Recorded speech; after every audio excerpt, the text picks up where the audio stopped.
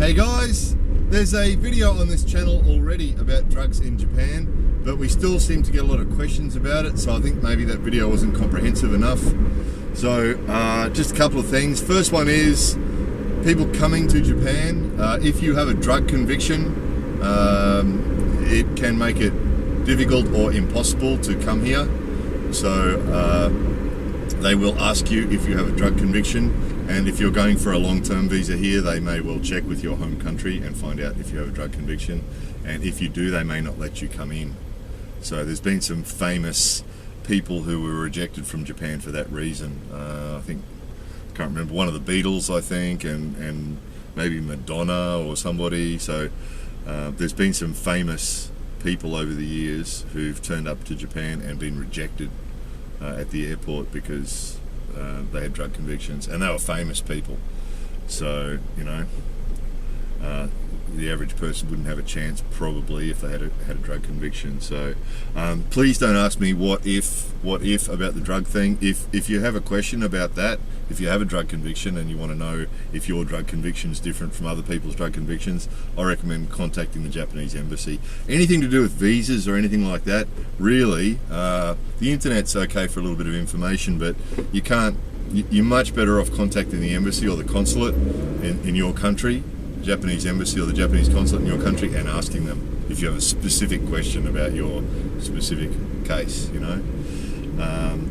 So yeah, that's the first thing. So basically, drugs are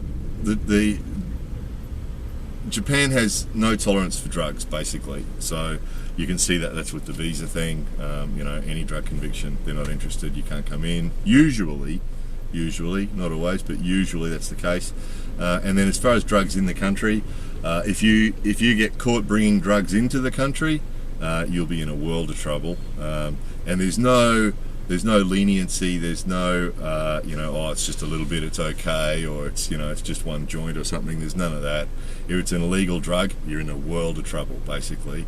If you get caught bringing it into the country, horrible. You could expect a long period of time in jail, and the way the Japanese legal system works is you could spend a month in jail before you're even tried with anything, before you're even charged with anything. And then if they want to, they can change the charges, or they can make different charges and keep you for another month. So basically the Japanese legal system is pretty much any time the prosecutors want to change what they're doing to you, that allows them to keep you for another month while they process their paperwork. So, you know, that's before you're even found guilty of anything. So you could spend a long time in a Japanese jail, and Japanese jails are notorious for being very, very strict and no fun at all. So you don't want to be in there, you really don't. And then when they're finished with that, and when they finally let you out of the Japanese jail, they'll send you home and you'll never be able to come back again. So it's just not worth it. You know, now and again it's in the news here that somebody gets caught trying to bring something in, or now and again somebody will have somebody post them drugs from their home country, and that's if they do that and they get caught, that's always on the news as well. You know, they have sniffer dogs, they have all sorts of detection equipment that detects drugs. So, you know, bringing it in or having someone send it to you is just insanity. It's not worth it, you know. Once you're actually in, it is possible I didn't talk about this on the last video because I didn't particularly want to get into this because I don't think it's a good idea, but some people said, oh, you can get drugs in Japan. Yes, I know you can get drugs in Japan because we see people on TV occasionally who've been convicted of having drugs in Japan. So yes, no doubt about it, there's drugs in Japan. I believe there's a bit of a trade of ecstasy and amphetamines.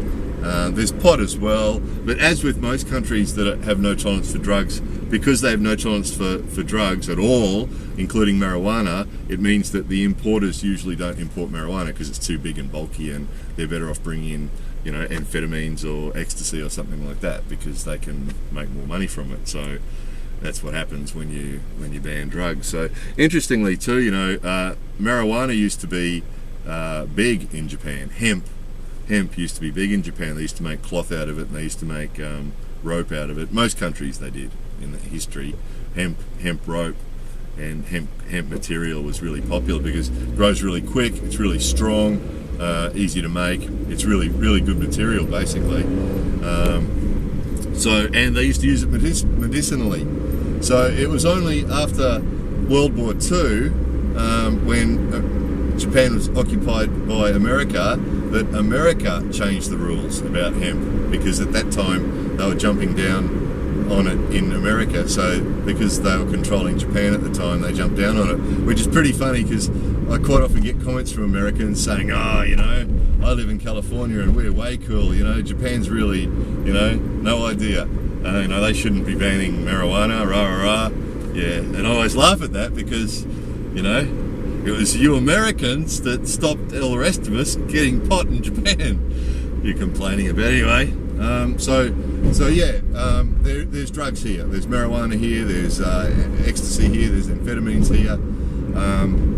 But again, if you get caught with any of those things, or with any of those things in your bloodstream, you will spend a long time in jail, having a very bad time, and then they will deport you, and you will never be allowed back in again. So it's up to you, if you come to Japan and you're in Tokyo or Osaka or one of the big cities, and you come across somebody who's got drugs, and you decide that you're going to get into it, that's your choice, but you've got to be prepared for the consequences, and the consequences could be, a couple of years or a few months at least. If you've just got a joint in your hand, you could be looking at a few months in jail at least before they deport you, at least. And it could be a lot longer than that. So it's just not worth it, guys. Really, it just isn't worth it. The penalties are just too severe, and they're watching you. If you're a foreigner in Osaka or Tokyo or somewhere, they will be watching you. They're onto it. There's something. Now and again, I read a story in the paper about some foreigner who's got caught here, and the impression I get is that they think that the Japanese police or the Japanese government aren't onto it, aren't aware of this stuff. They're onto it. That's why we're seeing the convictions all the time, and they don't care who they get. They get all the famous people too, the famous Japanese people. The celebrities now and again get caught with amphetamines and stuff, and they roast them. They absolutely roast them. So look, the bottom line is, guys, just don't do it. It would be my advice. I mean, it's your choice, but it's just not worth it. If you really want to, if you don't want to go to jail, and if you want to be able to spend time in Japan whenever you want to, don't do it. Would be my advice, because if you do it, you're going to have the jail time, and then once they throw you out of the country, they'll never let you back in again. You go on the blacklist, and that's game over for you. As far as prescription drugs, the pharmaceuticals, the legal pharmaceuticals or the medicinal pharmaceuticals here, really weak. They just don't like drugs. Then that's legal drugs as well. They don't like, the doctors and the medical people don't like painkillers. The pharmacies, chemist shops, drugstores, you can't buy good painkillers. All the drugs are weak. The painkillers are weak. The cold and flu tablets and stuff are weak. Most of the medicinal stuff is weak, and then a lot of stuff that is legal in other countries is not legal here. I think I don't think you can get codeine here. In a lot of countries you can get painkillers with codeine in them, and I don't think you can get codeine in Japan, and it's really strict. It's really strict. If you do have, people ask a lot about, they have prescription drugs for different medical conditions that they have. You have to bring, if you bring something in, you have to bring it in its original bottle, and you have to bring it with the prescription from your doctor, and even then they may reject it. Even then it's quite possible that they might reject it. If it's on their banned list, declare it at the airport. Make sure you declare it at the airport. That's really important. You show it to them, and if it's on the banned list, they'll just take it from you, and you won't get it back. If it's not on the banned list, they'll obviously let you keep it. And also, don't assume that you can get your prescriptions here. So there's a good chance if you've got some special prescription that you need every week, every day or something, don't assume you can get it here, because it's quite possible that you can't. And again, you know, if you've got a specific question about something like that, check out the embassy, Japanese embassy, or the Japanese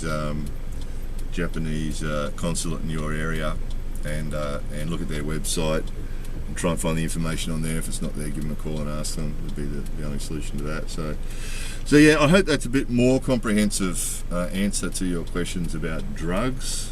If you've got any more questions, there is a thread about it on the website forum. So if you've got any more questions, go there, check that out. And if the answer's not there already, ask the question there and get an answer. And do the embassy consulate thing. So I hope that helped. More videos coming soon.